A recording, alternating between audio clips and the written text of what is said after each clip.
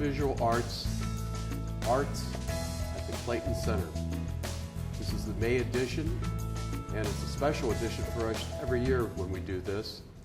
We bring the students in from Clayton High School. And I believe this is the 8th year that we have done this. And we're always pleased to have them here. They bring some magnificent work. And with me tonight is the instructor, one of the two instructors at Clayton High. This is Jane Roberts. And Jane, you came through again. This is beautiful stuff. Thank you, Larry. You're welcome. Let's start out talking about you. How did you get to Clayton? Well, that's kind of a funny story, Larry. I have two daughters who are 24 and 25 years old, and about 13 years ago when they were just approaching middle school, I saw I had to get the taxi closer to the house. They were involved in a lot of activities, and I was working at Fuquay-Varina Middle School, had a great setup, a very embracing community as I have here, and I just needed to be closer to the house. I see. So you were working in Fuquay, and then you transferred here. So how long have you been teaching art? I've been teaching art for close to 30 years. Wow. She's so young, too. Isn't it amazing? Well, coming here, was it really different? I know Fuquay has a wonderful program over there, but have you achieved what you wanted to achieve here? Are we on par with them? I can't think of a smoother transition. Fuquay has, I think of them as a very embracing community, and I can't think of a place I would rather work. I love working in Clayton. We've got the Clayton Center here, and I actually, the first year I came here, my students were able to contribute to the remodeling of this through a fundraiser, and we did that for a couple of years. And it's been a very smooth transition. It's been very rewarding, and I've just been very happy here. It's been awesome. Well, that's great, and I know we're happy to have you here. Approximately how many students do you have in the art program at Clayton? I know not everybody can get into it. It's limited, is that correct? It's very limited. Ms. Seagroves and I, we probably cover about 350 students a year. We teach three classes each per semester. A lot of students want to get into the art program, but they're not able to. We have so many students at Clayton High School, so the students will sign up for their classes in the spring, and of course the counselors have to start with the seniors to get their classes for graduation for the following year. And as they go through the juniors and the sophomores, by the time they get to the freshmen, there are simply no more slots left for the freshmen. So it's very rare that a freshman will get an art class. So that's mainly a function of budgeting, is that right? You don't have the money to do this program. I would say so. We could easily use another art teacher. Well, I understand that's happening all over the country, where classes are being cut, and unfortunately, one of the things that seems to go first is the arts. Right. Not the football. No, that ain't going anywhere. Basketball's not going anywhere. So I guess that's just a sign of the times. Yeah. Well, the show that we've put together tonight is pretty spectacular. And behind me is an example of the architectural stuff in this show, architectural things where someone went out and took a picture of architectural highlights in town, and then the artists were asked to paint it. Is that correct? That's right. Tell us about that. Well, Sue Mitchner of Zoom In Photography walked with me all over Clayton, and we looked at different things around Clayton that we thought were interesting.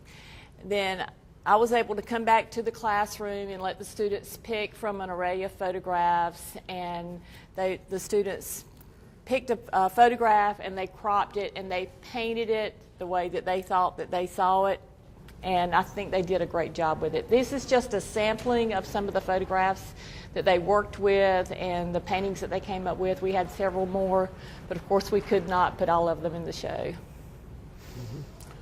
And then the ones over there, tell us about those. Those were different also. Artists in Schools, what a great program. We've been so lucky to work with the Artists in Schools program.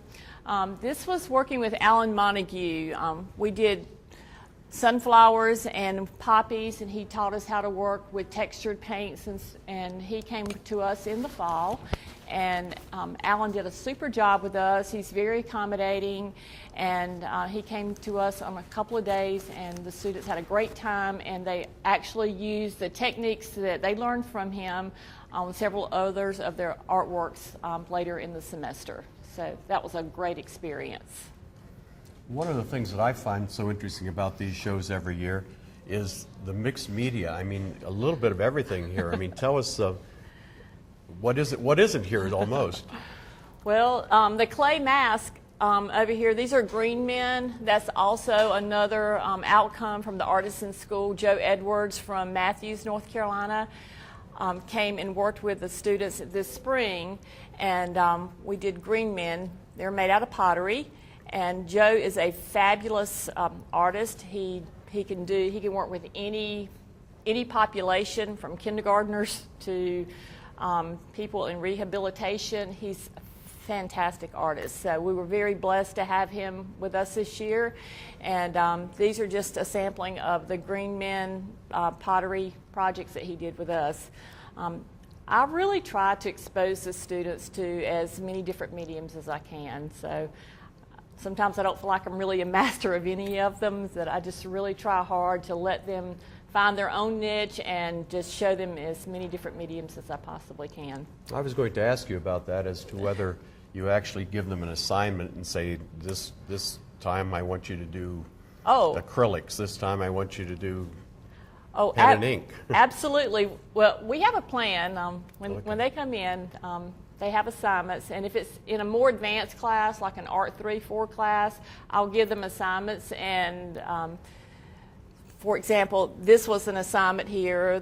The sunflowers were assignments, but then they also have the opportunity to go out on their own once they've learned how to work with different mediums, and they do have the opportunity to work independently in a lot of my classes as well. That's wonderful. There were a couple of other, shall we say, human interest stories at this show tonight. If you get a chance to come down to the Clayton Center to look at it, you might look up some of these pieces. What else did you want to talk about? I worked with Sandra Honeycutt at the very beginning of the school year. She is a local artist that came in and showed us some of her painting techniques. So Braxton Beaver and learned a lot of stuff from her. He is an abstract artist. His work is hanging in another part of the foyer tonight. He did an incredible job. Kara Edwards, I have had the pleasure of working with Kara. She is an amazing pencil artist. When you see her work here, you will wonder if you're looking at a photograph, as well as Savannah Way. Her work is amazing. And then just a moment back to Kara. Kara designed our senior mural this year. It's a tradition that the students each year, as their seniors, get together and design a senior mural, and they make a flag as well, because we just don't have enough space at school, to wall space, to hang these murals year after year after year. So we make a replica flag. So the flag is hanging here in the lobby, and she did a fantastic job. I think it's one of the most beautiful senior murals I have ever seen.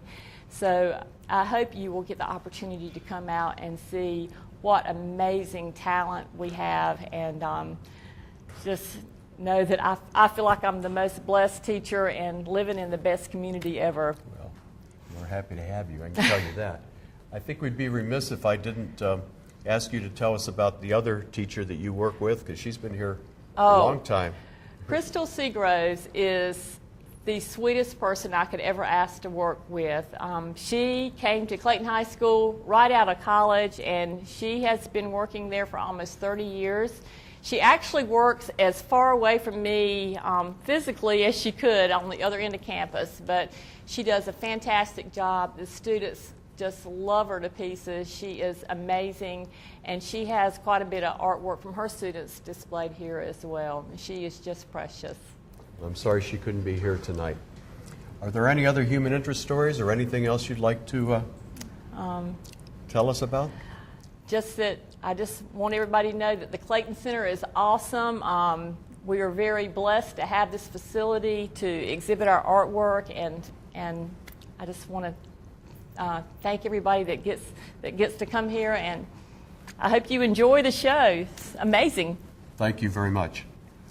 Thank you for tuning in. Art at the Clayton Center.